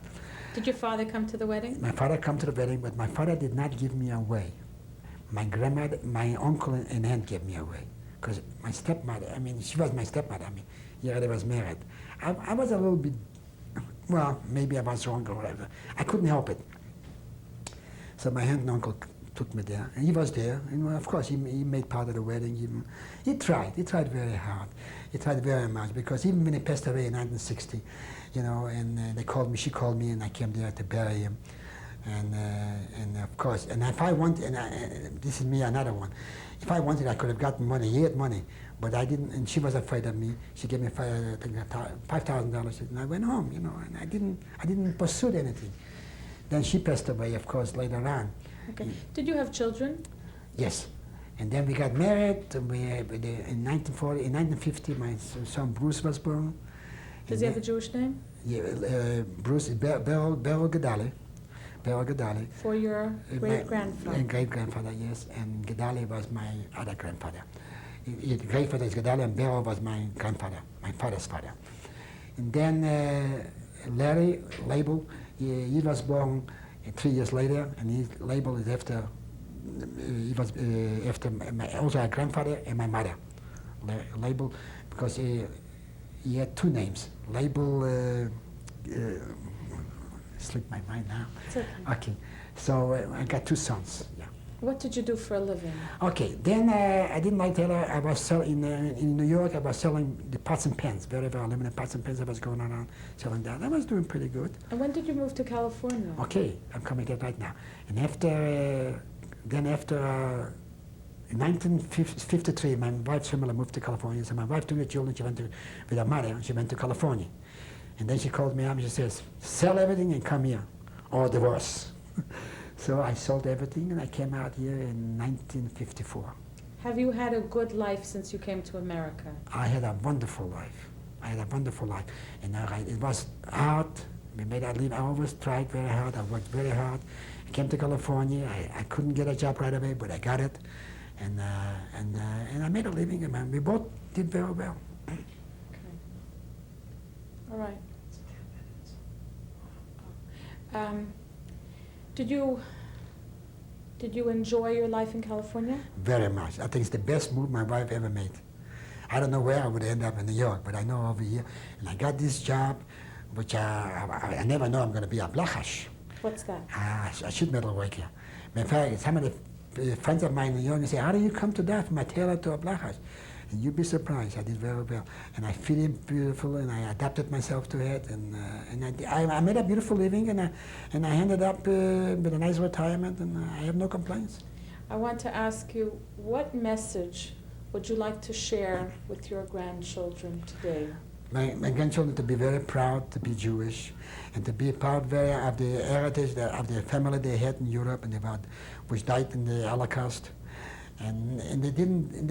It's not that they let themselves die, but it couldn't be helped. It was a very bad time, very bad.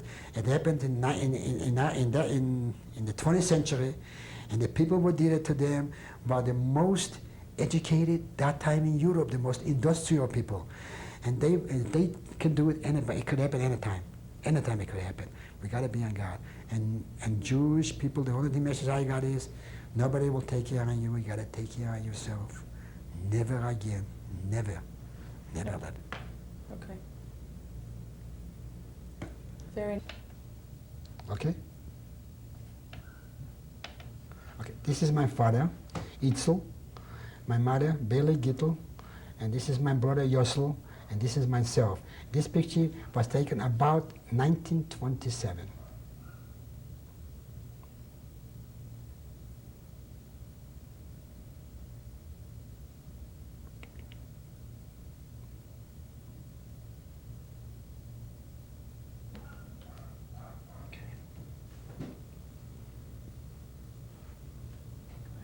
Okay. All right. On the left, this is my mother, Bailey Gittel. This is my brother, Leipzig. My aunt, Bela. And this is my great-grandfather, Gedali Bialystotsky. And this is my sister, Chava, and my older brother, Yossel, and myself sitting on my uncle, Shai Bialystotsky. What year was this? That's 1930. Where was it taken? In Sokolov, Poland.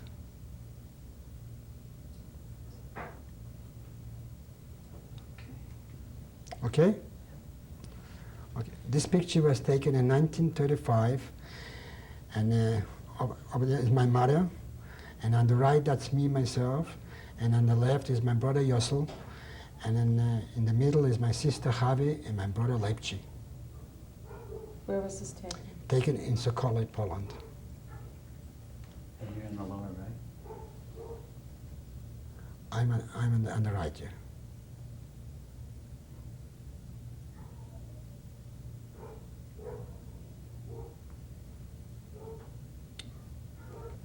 This is my uncle Shai. He was my idol, which I've spoken about before.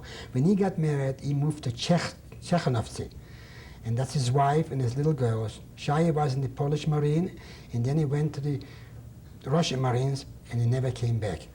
And what happened to his wife, I don't know.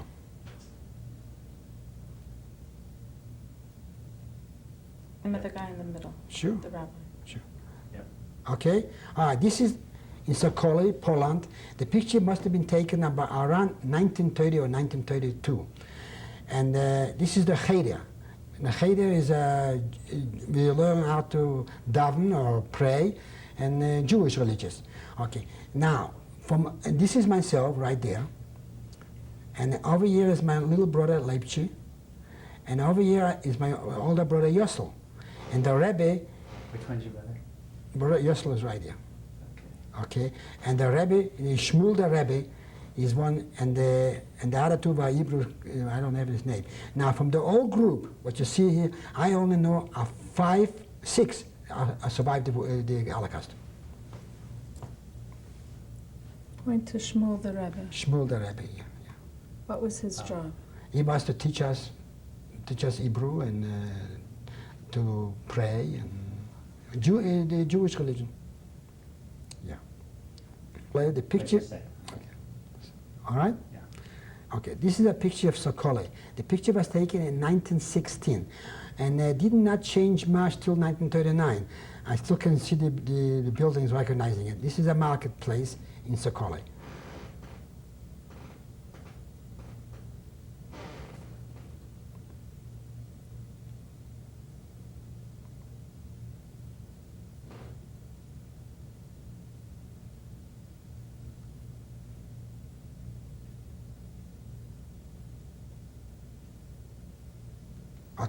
Okay. This is the Yortzeit book from Sokole.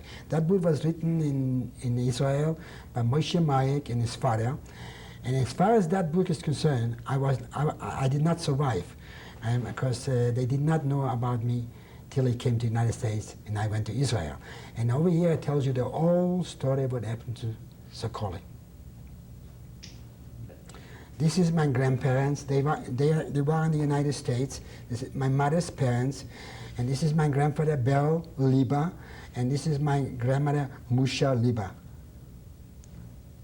What year was this? And this picture it was taken in 1945. They sent it to me when I was in Sweden to show me the grandparents. They both passed away by now, and they were alive when I came to America. This is the wedding picture. I was married in February 1949. This is my wife, Shirley Yagodnik that time. Now, then she became Shirley Jezza.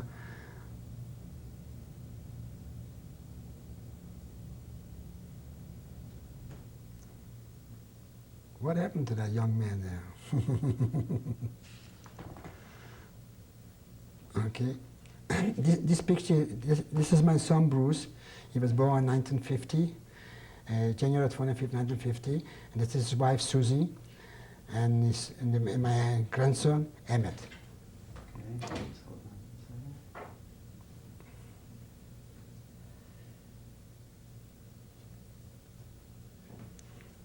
The curly,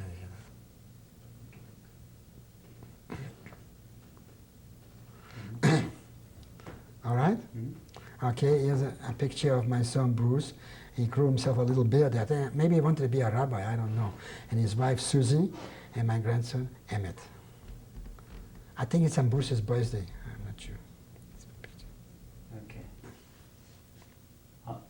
Okay? Wait. Okay, this picture is of my son, Larry.